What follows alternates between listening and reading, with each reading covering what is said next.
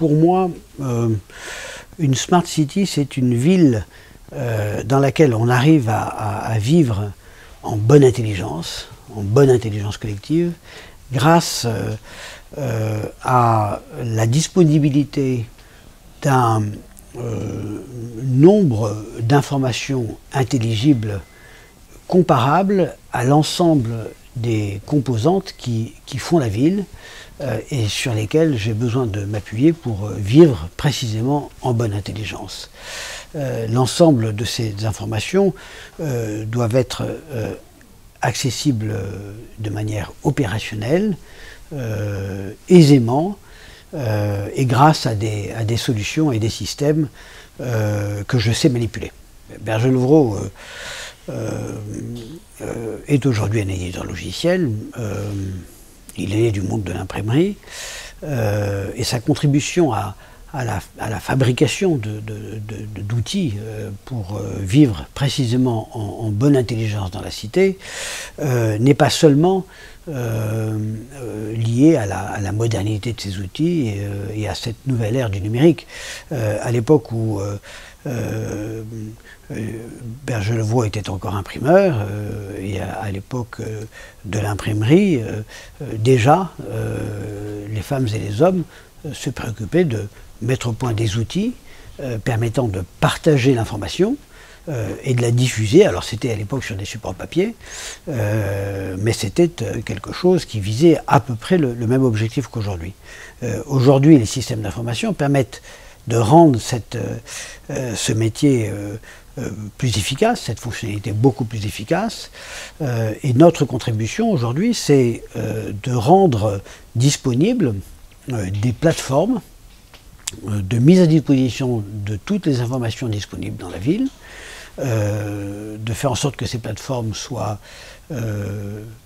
aisément accessibles, comme je le disais précédemment, et qu'elles représentent de manière tout à fait claire l'ensemble des métiers de la ville et de ses fonctionnalités en relation avec les usagers, avec les citoyens.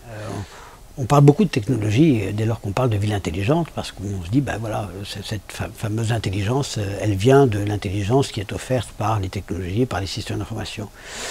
Moi, je crois que dans le futur, une des grandes problématiques sera, au-delà des technologies, la question de la confiance.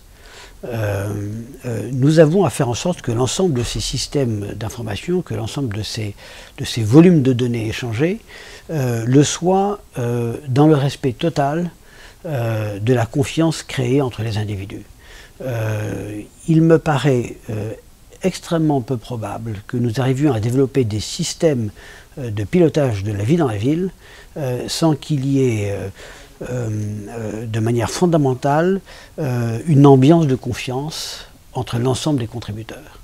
Moi, citoyen, j'accepterai de partager des informations qui me concernent, ou qui concernent ma vie, ou qui concernent mes besoins, que si j'ai tout à fait confiance en ceux avec qui je vais échanger et partager ces informations. Berger-Levrault est impliqué dans deux grands marchés qui sont d'une part la ville, d'autre part le secteur de la santé et du médico-social. Nous voyons bien aujourd'hui que dans un secteur et dans l'autre, dans ces deux secteurs, nous rencontrons des personnes qui ont besoin de s'entraider.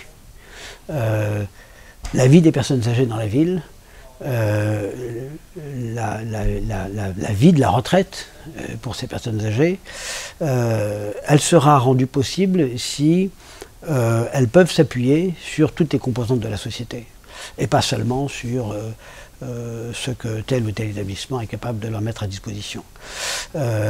Pour cela, il faut que ces personnes fragiles puissent disposer d'un moyen de communiquer de l'information sur leurs préoccupations opérationnelles à ces autres composantes de la société sur lesquelles elles souhaitent s'appuyer. Le meilleur moyen, c'est de disposer d'objets connectés qui captent de l'information de manière automatique et qui la restituent de manière automatique. Alors on peut décliner ce principe dans de nombreux exemples. Celui qui est le plus communément cité, c'est celui d'une personne âgée dont les mouvements sont enregistrés grâce à un bracelet et qui, en cas de doute, déclenche une alerte de manière automatique. On peut décliner cet exemple sur de nombreuses autres fonctionnalités. Le tout est de définir les bonnes et d'être très opérationnel dans la mise en œuvre de telles solutions.